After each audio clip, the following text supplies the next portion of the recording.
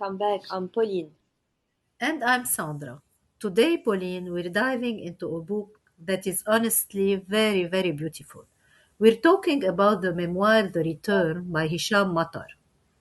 So, Pauline, for those who haven't heard of him, who exactly is Hisham Matar? Hisham is a Libyan British writer born in New York. His life has been a bit of a hectic.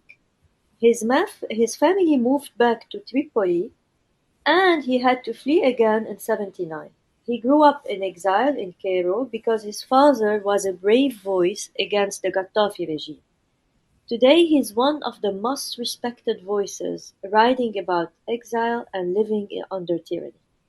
He's got a quite of a shelf of words, doesn't he, Sandra? Absolutely. His first novel, In the Country of Man, was shortlisted for the Man Booker Prize. He followed that with Anatomy of a Disappearance and then The Return, which won the Pulitzer Prize in 2017.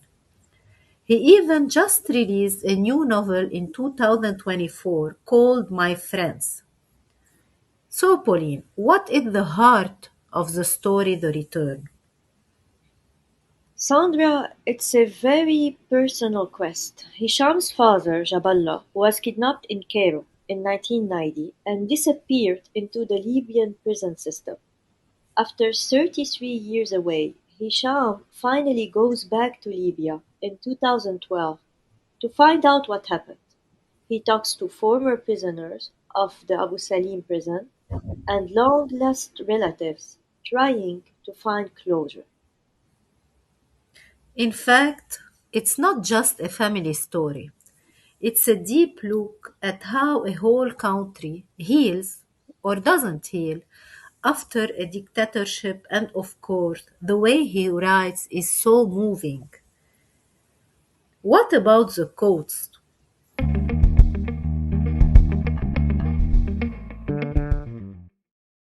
They really show that heavy feelings of loss.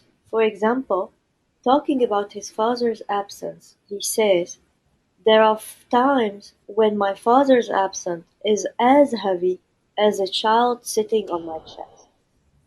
Oh my God, it's so vivid. Yeah, I agree. And what about when he actually lands in Libya? It's bittersweet. He visits old family home and says, everything I loved and everything I lost was here one day. And now I arrive at an absence and everyone has gone. Yes, it's like he's caught between two words. He even says, "My father is both dead and alive. I do not have a grammar for him. He's in the past, present, and future." Mother, another strong quote is, "He had given me something priceless, namely his confidence. I'm grateful I was forced to make my own way. His disappearance did put me in need and make my future uncertain.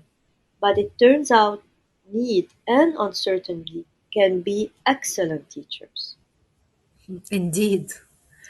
And there's this thought, Pauline, from his first book, The Country of Man, that really sets the tone for his worldview.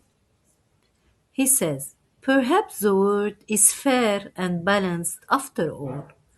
No one gains and no one loses, or no one gains and everyone loses equally.